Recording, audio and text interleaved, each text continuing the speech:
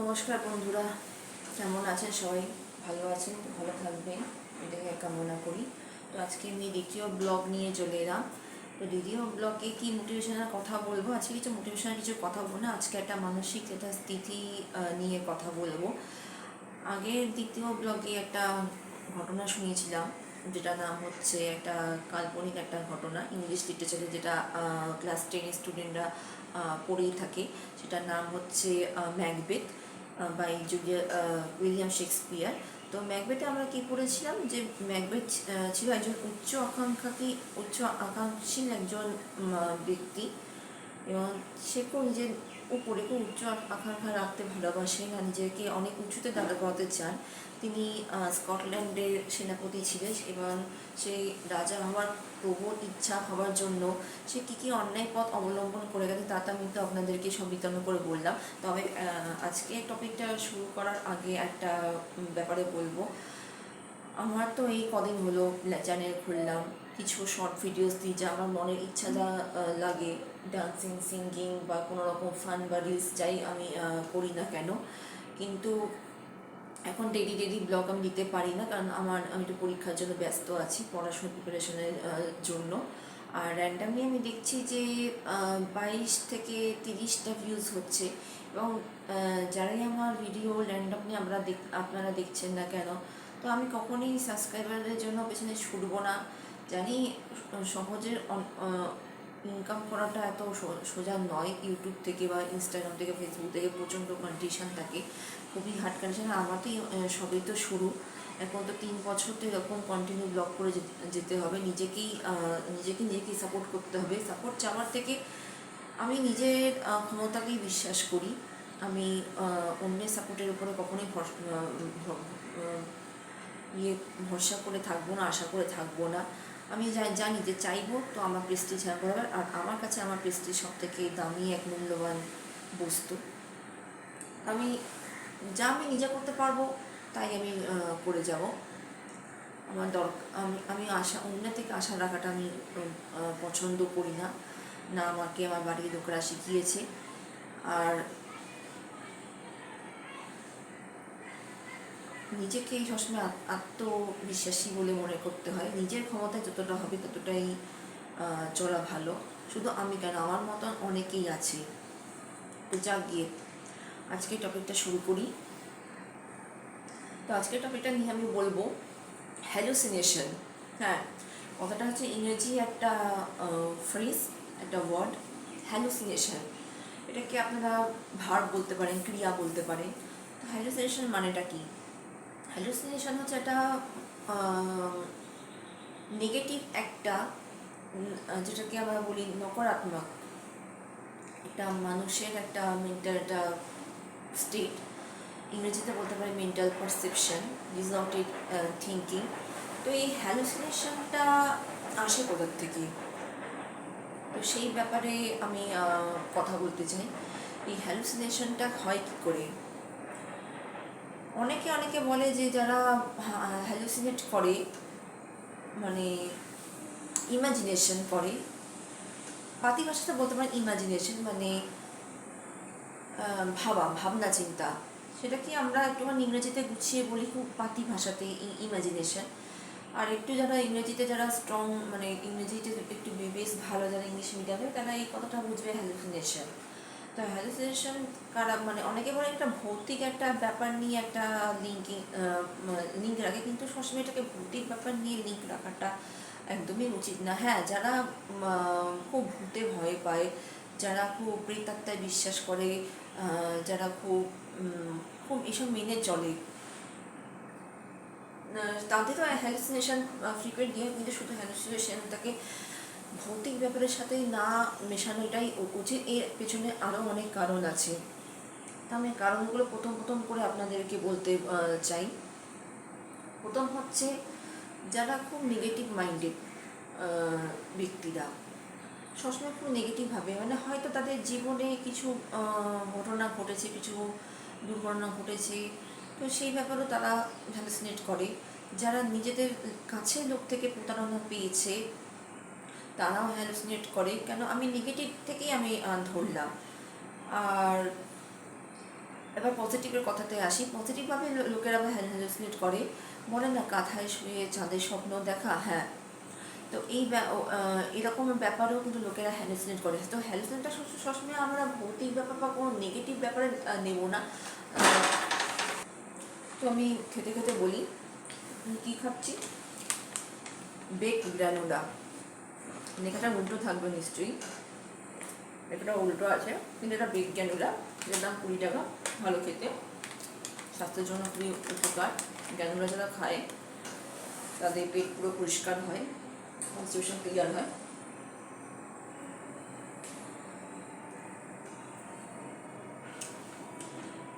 খেতে খেতে বলি টপিকটা। তো যারা কি বলছেন, যারা খুব বেশি চিন্তা ভাবনা করে, মানে নিজেদেরকে নিয়ে খুব মানে খুব অ্যাম্বিশিয়াস, খুব এইম যারা রাখে যে এই করবো, সেই করবো, হ্যান করবো, ত্যান করবো, খুব আকাঙ্ক্ষাশীল মানুষরা, তারা কিন্তু হ্যালুসিনেট করে। আর এমনিতে যারা ধরুন অ্যালকোহল রেগুলার যারা ড্রিঙ্ক করে তারাও হ্যালুসিনেশন করে। যাদের ব্রেনের প্রবলেম আছে, যাদের ধরুন সেরিব্রাল স্ট্রোক হয়ে যায় বা সেরিব্রাল কোনো ইনজুরি, কোনো নার্ভাস সিস্টেম প্রবলেম, তাদের তো মানে সেটা তো স্বাভাবিক ব্যাপার। তো এবার হ্যালুসিনেশন নিয়ে একটা ঘটনা আমি বলতে চাই। ও, আর একটা ঘটনা, মানে দরকারি কথাটা বলতে ভুলে গেলাম। যারা দোষ করে খুব, অন্যের যারা ক্ষতি চায় বা অন্যকে ক্ষতি করার জন্য যারা সবসময় পথ খুঁজে বেড়ায়, তাদের মধ্যেও একটা ভয়ের থেকে একটা হ্যালুসিনেশন আসে। তো হ্যালুসিনেশন করার এতগুলো কারণ আমি আপনাদেরকে বললাম। এবার আসি একটা ঘটনার সঙ্গে আপনাকে হ্যালুসিনেশনটাকে আমি বলবো।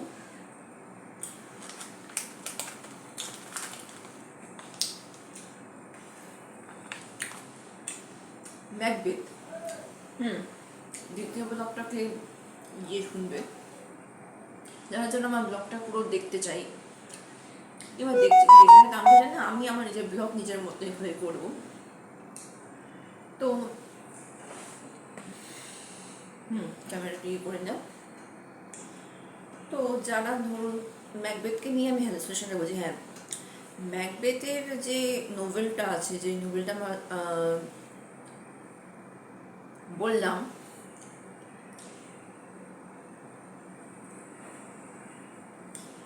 যেটা উইলিয়াম শেক্সপিয়ার লিখেছে, ওখানেও কিন্তু হ্যালুসিনেশনের কতগুলো ঘটনা আমরা তুলে ধরেছি।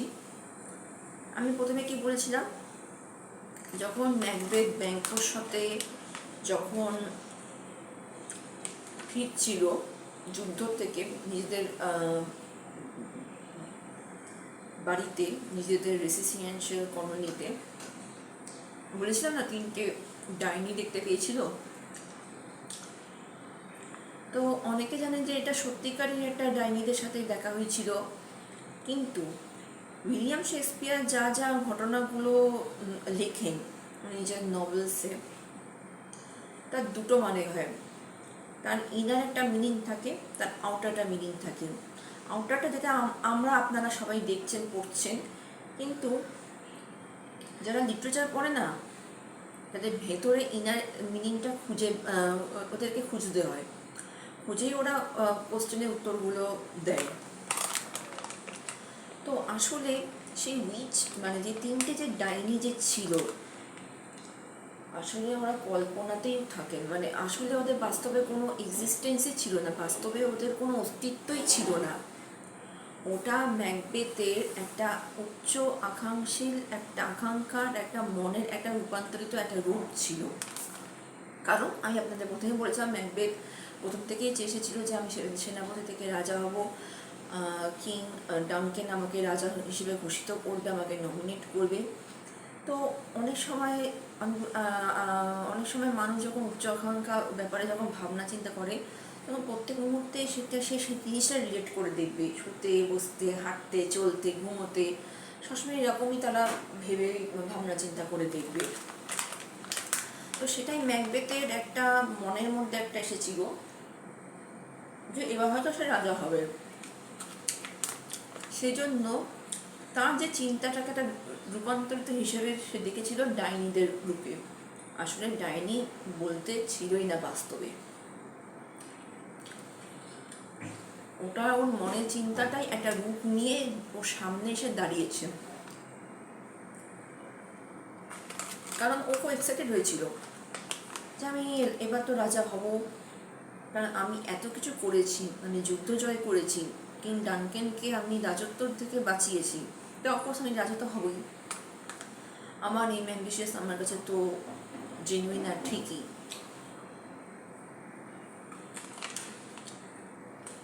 তো এই হলো একটা হ্যালুসিনেশনের ঘটনা আমি আপনাদেরকে বললাম। আশা করি আপনারা হ্যালুসিনেশন মানেটা খুব ভালো করেই বুঝতে পারছেন। দ্বিতীয় যে হ্যালুসিনেশনটা, যখন কিং ডানকেন নিজের ছেলেকে রাজা ঘোষণা করলো ম্যাকডোনাল্ডকে, তখন ম্যাকবেথ আর লেডি ম্যাকবেথ খুব রেগে গেল, ভড়কে গেল। তখন ওদের মধ্যে একটা অপরাধ বোধ জাগলো। ওরা কিন্তু প্রফেশনাল কিনার কিন্তু নয়, জাস্ট অপরাধটা আরও মানে তীব্র হতে শুরু করলো। তখন লেডি ম্যাকবেথ বলল, তোমাকে ডানকেনকে গিয়ে মারতে হবে, আমি তোমাকে তুমি নিজের ড্যাগার দিয়ে মারবে, নিজের চাকু দিয়ে তুমি মারবে। যখন মার্ডারটা করতে যায়, তখন দেখে যে আরেকটা কিং ডানকেনের শরীরের উপর আরেকটা ড্যাগার, সেটা রক্ত মাখা ছিল ড্যাগারটা, সেটা রক্তের যে ড্রপগুলো সেটা পড়ছিল। আসলে ওটাও কোনো ড্যাগার সত্যি করে ছিল না, ওটাও ম্যাকবেথের মনের একটা মানে চিন্তা, যেটা ওর যে দোষটা যে করতে যাচ্ছে। দেখুন, মানুষ যখন দোষ করে সে জানে যে আমি দোষ করছি, আমি ক্রাইম করছি, তো তার তখন মনের মধ্যে প্রচণ্ড উথল পুথল চলে। সেই উথল পুথলটাই ওর একটা ইমাজিনেশন, একটা ভাবনা চিন্তার সামনে সে একটা ওর সামনে এসে দাঁড়িয়েছে। ওর যে একটা বিপরীত মনে একটা যে ঝড় বইছে, সেই ঝড়টাই একটা ওর ইমাজিনেশন একটা রূপ নিল। কিসের রূপ নিল? তলোয়ারের রূপ নিল। আসলে কোনো তলোয়ার ছিলই না। তো কারণ ওরা তো প্রফেশনাল কিলার তো নয়, কিন্তু নিজেদের চাহিদা সত্যি করার জন্য, নিজেদের দাবি সত্যি করার জন্য, যেটা যারা অনেক দিন ধরে যারা ভেবে এসেছে যে তাকে রাজা হতে হবে, কিং ডানকেনকে মারতে হবে, তো আমার রাজা হওয়ার জন্য আমার পথের কাঁটাগুলোকে সব সরাতে হবে। তো এই হচ্ছে এরকমভাবে হ্যালুসিনেশন, যখন মানুষ যখন প্রথম জীবনে যখন নিজের ক্রাইম করতে শুরু করে। আমি পুরোপুরি সাইকোলজির ব্যাপারটাই পুরোপুরি ধরে তুলছি আপনাদের কাছে। তৃতীয়বার এবার লেডি ম্যাকবেথের কথায় আসি। লেডি ম্যাকবেথের থেকে প্রচণ্ড উচ্চাকাঙ্ক্ষা সে নিজের স্বামীর জন্য রাখতেন, এবং উনিও অনেক আনলিমিটেড দোষ আর অন্যায় করে গেছে, আর ম্যাকবেথকে দিয়ে নিজের স্বামীকে দিয়েও করিয়েছে। ওনার এখন সবসময় মনে হচ্ছে, মানে যখন রাজত্ব পেয়ে গেল, রাজা যখন হয়ে গেল, তখন ওদের মধ্যে একটা বিশাল বড় ভয়, একটা ইনসিকিউরিটি, একটা বোধ শুরু হলো যে আমাদের তো দোষ অনেকে ধরে ফেলেছে, বুঝে গেছে যে আমার স্বামী রাজা কী করে হয় স্কটল্যান্ডে। এবং ডানকেনের মার্ডার হওয়াতে, যখন মার্ডার করা হলো, সেই থেকে তখন দুজনের মধ্যে একটা দোষ, একটা মনের মধ্যে ভয় আতঙ্ক জাগতে শুরু করলো। সেই জন্য লেডি ম্যাকবেথ সবসময় চারিপাশে নিজের সামনে সবসময় রক্তের ছাপ দেখতে পায়। এই যে রক্তের যে ছাপ দেখা চারিদিকে, এটা ওর মনের মধ্যে ক্রিমিনাল টেন্ডেন্সিটারই একটা চিন্তা ভাবনা, ওর যেটা ওর সামনে এসে চোখের সামনে এসে ভাসছে। হ্যাঁ, তো ওদের মনের মধ্যে তো উত্তল পুতল শুরু হলো। তো মানুষ এইভাবে হ্যালুসিনেট করে। তো এবার আমি আমার নিজের কথায় ফিরে আসি। হ্যালুসিনেশনটা কি আপনাতে হয়, না এটা নিজের মানে না নিয়ন্ত্রণ করা যায়? না, কখনোই না। হ্যালুসিনেশনটা আমাদের মনের মধ্যে একটা ইনভলেন্টারি সিস্টেমে কাজ করে। তো আমাদের মনকে সবসময় নিয়ন্ত্রণে রাখতে হবে, বেশি চিন্তা ভাবনা করা চলবে না, নিজের মধ্যে পজিটিভ থিঙ্কিং রাখতে হবে। তুমি যেমন আছো সেটাকেই সেটুকুর মধ্যে গুছিয়ে গাছিয়ে নাও, যেটা তুমি কখনো পাবে না। সেটা যেটা তুমি কখনো হতে পারবে না, সেটার ব্যাপারে কল্পনা করেও লাভ নেই। নিজের চারিদিকে এনভায়রনমেন্টটাকে স্বচ্ছ আর পবিত্র থাকতে হবে, পরিষ্কার রাখতে হবে। নিজেদের পরিজনদের মধ্যে ভালোবাসা, ভালো বিহেভিয়ার, মাকে বাবাকে সম্মান করা, ভালোভাবে চলাফেরা করা, কোনো রকম নিজের মধ্যে কোনো রকম ব্যাড থিঙ্কিং আসবে না। হ্যাঁ, একটা ব্যাড থিঙ্কিংয়ের জন্যই রেজিস্ট্রেশন করে। এবার ধরুন মনের মধ্যে মুড অফ থাকলে কাউকে নিয়ে আমরা কোনো খারাপ কথা বললাম, যে আমাদেরকে ধরুন নিত্যদিন আমাদের সহ্য করতে পারে না, অপমান করে, তো সেখান থেকে বেরিয়ে আসো। কাউকে নিয়ে খারাপ চিন্তা করার কি দরকার আছে? Delete all the negative person from your life, তাই না? তো হেলিসেশনটা কখনোই ভালো জিনিস না। এটা নিজেদের মেন্টাল মস্তিষ্ককে একদম মস্তিষ্ককে ক্ষয় করে দেয়। হ্যাঁ, তো নিজের চিন্তার উপরে বেশি চিন্তা করা যাবে না, নিজের চিন্তাকে নিয়ন্ত্রণে রাখতে হবে। তুমি যা আছো, যেমন আছো, যেইটুকুনি তোমার ক্ষমতা, তুমি সেই মতনভাবেই চলো। নিজের ক্ষমতাকে এড়িয়ে গিয়ে করতে গেলে কিছু দোষ করতে হবে, তো সেই দিক থেকে বিরত থাকাই ভালো। একদম কালাম, প্রত্যেক মানুষ কি কুল, ক্লাম, শান্তশিষ্ট এবং নর্মাল জীবনে সবাইকে থাকা ভালো। উচ্ছৃঙ্খলতা কখনোই কারোর জন্য পরিণাম ভালো আনে না। তো আমার বলাতে কি হবে? আমার বলতে কিছুই হবে? ভালো শিক্ষা কখনোই অনেকের হজম হয় না। জীবনটা অনেকটা মানুষের কাছে বড়, তো একভাবে এক কোণে কেউ নিজেকে মানিয়ে যেতে পারবে না। সবাই হচ্ছে চাকাচক্র, তো সময় অনুযায়ী মানুষ নিজেকে পাল্টাতে চায়। হ্যাঁ, অবশ্যই পাল্টানো দরকার। একটা স্টুডেন্ট যখন পড়াশুনো করে, সে তখন অনেক আকাঙ্ক্ষা রাখে যে আমার এই চাকরি হবে, সেই চাকরি হবে। চাকরির জন্য অনেক রকমভাবে পদে চেষ্টা করে। আমিও করেছি, আমিও এই লাইনে সাফারার। কিন্তু আপনি আমাকে শুনেছেন যে আমি নিজের চাকরি হওয়ার জন্য কোনো রকম অন্যায় কাজ করেছি, ঘুষ ডোনেশন দিয়েছি কাউকে? না।